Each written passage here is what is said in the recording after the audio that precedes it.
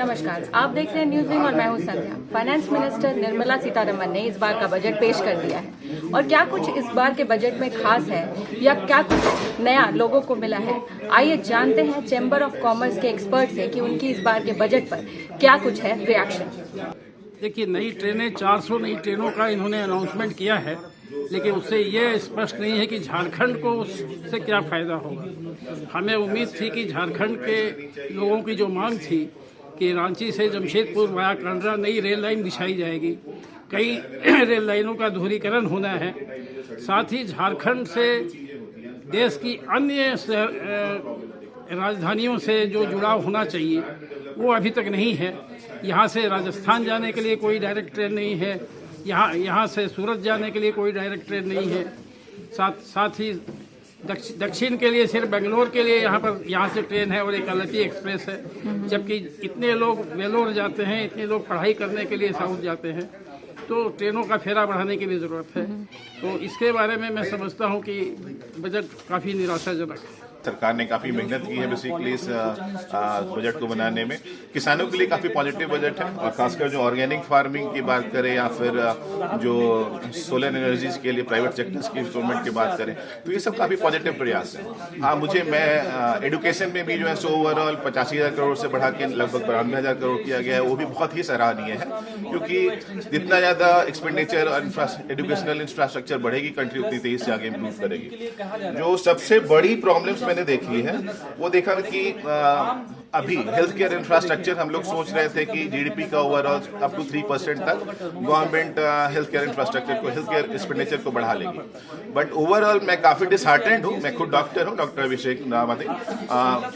Last year जो health care की जो एक्सपेंडिचर थी वो थी हमारी लगभग 78,000 करोड़, 78,000 मतलब 79,000 करोड़, जो कि घटा के 71,000 करोड़ कर दिया गया।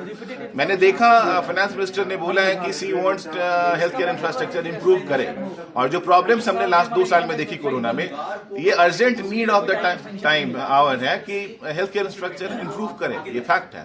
बट क्वेश्चन ये कि आप एक्सपेंडिचर रिड्यूस कर दोगे तो कैसे इंप्रूव करोगे।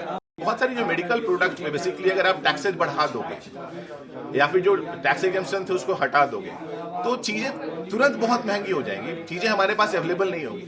मेड इन इंडिया से जो चीजें बनेगी तब तक it will take little time.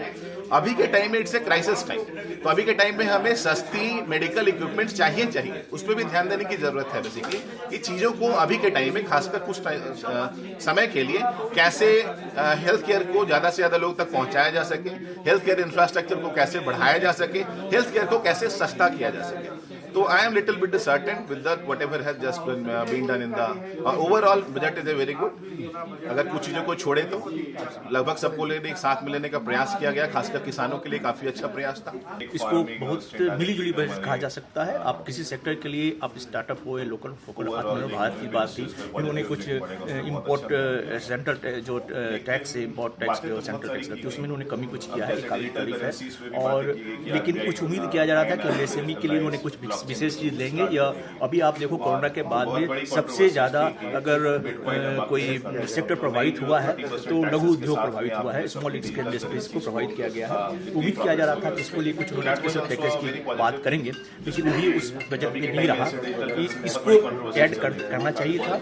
और एक जो है कि बिजनेस क्लास के लिए एक पेंशन योजना की बातचीत चल रही थी और हम लोग ये उम्मीद कर रहे थे कि ये पेंशन इंजन जो है उसके लिए कुछ व्यवसायियों को राहत दी जाएगी, लेकिन उस पर ना हो। लेकिन फिर भी आप एक कर लो कि जिस तरह से आप एक जीएसटी के बाद 1,40,000 करोड़ आपका रेवेन्यू कलेक्ट हुआ है जनवरी में, तो एक बहुत ही मार्केबल कलेक्ट हुआ, उसको भी डायरेक्ट रूप से कुछ पास भी करना चाहिए था आम जनता के बीच में, उसका भी अभाव रहा। आर्थिक गतिविधियों को गति देने वाला किस तरह का बजट है? किंतु जहाँ तक भुवन जी, देखिए ऐसा है कि टैक्स स्लैब में कुछ हम बार-बार एक बात बोलते हैं, बारे में वित्त मंत्री ने कोई यदि एक पढ़ा लिखा इंसान अनाउंस नहीं किया है, किसी भी बात को सही तरीके से समझ सके बोले तो बहुत अच्छी बात होती है। वित्त मंत्री निर्मला सीतारमण ने बजट बिल्कुल ठीक पेश किया है। राज्य सरकार और केंद्र सरकार का हर साल वित्तीय बजट होता है, लेकिन मेरा ये मानना है कि इस तरह के जो बजट होते हैं, आम बजट, वो जनता के लिए होने चाहिए। थोड़ा सा ये कॉर्पोरेट घराने टाइप का ये बजट हो जाता है और महंगाई कम करने वाला बजट होना चाहिए। और ये देखा जाना चाहिए कि जो हम पिछले साल बजट पेश किए थे उसकी भी बात होनी चाहिए, चर्चा होनी चाहिए कि हम उस पैसे को उस राज्य के लिए, देश में गरीब जो किसान हैं, ग्रामीण क्षेत्र है, वो पैसा कहाँ तक खर्चा हुआ। और अक्सर ये सुनने को मिलता है कि पैसा लैप्स कर गया, इतना 1000 करोड़ रुपया रिफंड हो गया। ये सबसे दुखद पद है। जीएसटी वसूली पर ज़्यादा ये कर दिया है, जो पिछले साल जीएसटी ये ठीक है, जीएसटी में इस बार काफ़ी सुधार हुआ है और देश के विकास में देखिए आर्थिक जो नीति होनी चाहिए वो सही होनी चाहिए और जो पैसा जो आता है उसी से देश का जो विकास होता है उसमें काम में लगता है। तो सारे देश के 135 करोड़ जो देश की आबादी है, सबको अपने इस देश के विकास में अपना सहयोग करना चाहिए।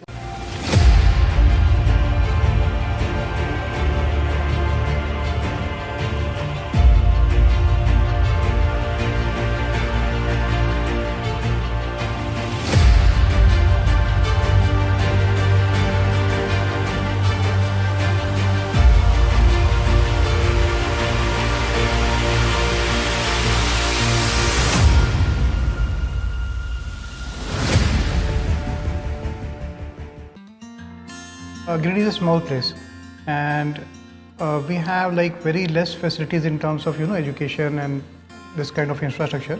It came to our mind that basically there should be good opportunities for the students of Giridih, those who are leaving the town and going outside for studies, their higher studies and their education. I wanted my son to start with the coding classes, so I researched it online. I got through all the reviews and everything. Then I got in touch with the White Hat representatives and I was very happy with the progress and all how he was doing. So then I thought that why not to implement it in our school so that all the students are able to learn this thing. I started coding because we can make our thoughts real. We can interact with the computer. White Hat Junior is helping me to create a web browser. And I think on this part White Hat is actually leading on this coding platform. It is definitely a very good platform and one should implement in every school.